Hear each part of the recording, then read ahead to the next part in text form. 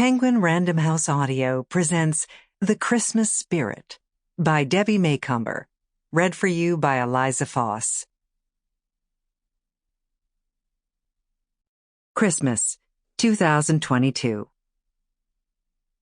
Dear friends, Merry Christmas. One of many aspects I enjoy as an author is plotting sessions with my writing friends. The idea for this book came about when Linda Nichols and I were discussing the plot for her next story.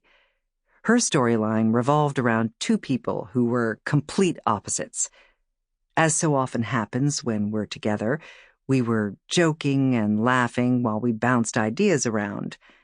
I don't recall who suggested the pastor and the bartender, but the story potential instantly grabbed hold of my imagination. What would happen if they traded places? Linda had a different situation in mind, and we continued discussing her plot line. But the more I thought about the pastor and the bartender, the stronger the idea blossomed in my mind. Rarely have I enjoyed writing a book more. There are times when a story is so compelling, so strong in my mind, that I can barely sleep. All I can think about is getting back to my computer so I can continue writing. Just as often, there are books where I feel the weight of each word and scene. The Christmas Spirit was different in that it was a complete joy to write from beginning to end. I don't think I've laughed more in any other book I've ever written. My hope is that you will enjoy listening to this fun book. I hope you feel the cheer of the holiday season as Nana tells a story, the very real story of the pastor and the bartender who traded jobs the week before Christmas. Debbie Macomber. P.S. For those keen Monday Night Football fans, the game described in the story actually took place on December 12th, 1977, and not the week of Christmas. Prologue. Nana! Nana, we're here! 8-year-old Lance shouted as he raced into the house ahead of his 6-year-old sister. He launched himself into her open arms as if it had been weeks since they'd last spent time together. Lance and Lily visited often, and their Nana treasured each and every minute with her precious grandchildren. "Are we baking cookies again?" Lance asked, the instant she released him.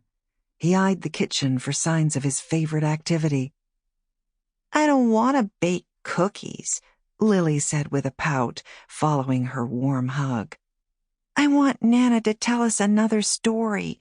Nana's stories are the best. Besides, Mom says Lance eats too many cookies." "That he does," Nana agreed, ruffling her grandson's hair. "It's late, and Nana is tired, so let's settle down with hot chocolate and a story." She'd had a long, hard day, distributing food baskets to families in need, in addition to a lengthy practice with the church choir as they prepared for the Christmas Eve service.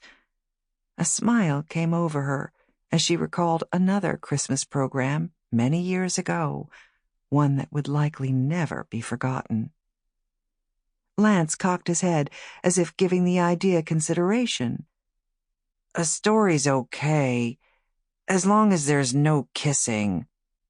"I like kissing," Lily argued, looking up at her Nana as if to assure her that any story she told, kissing or not, was fine by her.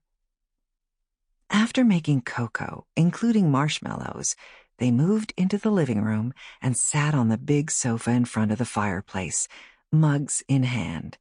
A gentle fire flickered, warming the room. Several red stockings with white fluffy cuffs were strung across the mantel where a creche was placed. The bright paint on the figures had faded to pastel colors over the years. Still, it remained a family treasure, handed down from one generation to the next. After taking sips of their drinks, both children snuggled up against her side.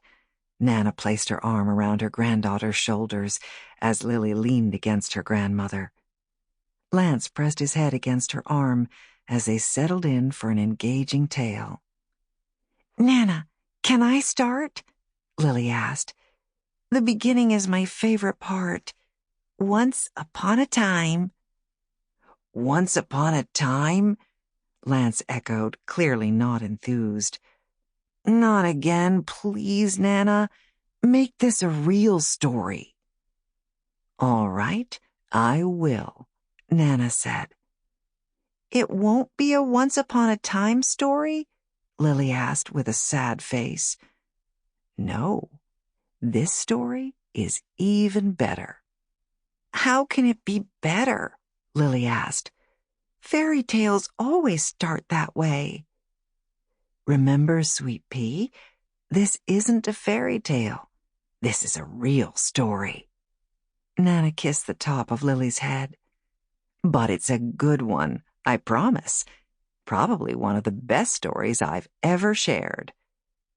"But if it doesn't start with once upon a time, then how does it start?"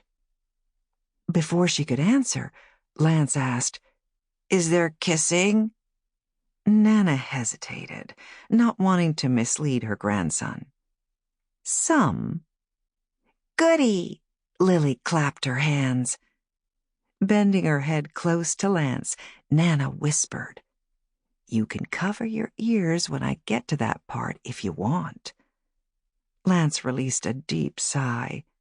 "Okay, but let me know ahead of time." "I will," she promised. Because he was still unsure, Lance asked again, "You're sure this isn't one of those silly fairy tales?" "I'm sure," Nana said. "This story starts out in the beginning." "Oh, I like it already," Lily said, snuggling all the closer. Nana paused to regard her grandson. "Is that better?" she asked him. Lance's wary look suggested he remained skeptical. "Go on, Nana," Lily urged. "Tell us more." Nana relaxed her back against the cushioned sofa and closed her eyes as the memories rolled through her mind. A slow smile came over her as she started the story. In the beginning, there were two rough and tough friends named... "Can I name them?" Lily interrupted to ask. "You let me name the people in Once Upon a Time stories." "All right, Lily, you can name one, and Lance can name the other." Lily didn't pause. "Since this is an in the beginning story, I want to name him after Uncle Peter." Nana smiled. "That's thoughtful of you, Sweet Pea, and that is the perfect name. What about you, Lance? Do you have a name in mind?" "Hank," Lance said automatically. "After Grandpa Hank." Nana approved. "You couldn't have chosen better." "Is this story about the two of them because they're good friends?" "You'll have to wait and see." Lily and Lance smiled at each other. Naming the characters was one of the fun aspects of Nana's stories, which was why she let them do it. "Okay, back to the story," she said. The two men, named Peter and Hank, had been friends nearly their entire lives. They grew up together, attended the same schools, both played football, and both ran track. Peter was the star quarterback, and Hank was the fastest runner on the cross-country team. "That's what I'm talking about." Lance's face brightened as he pumped his fist in the air. "Did they fall in love and marry their sweethearts?" Lily asked. "Nana, please, don't ruin the story."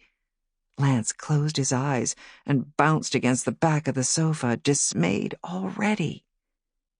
Nana ignored. Sample complete. Ready to continue?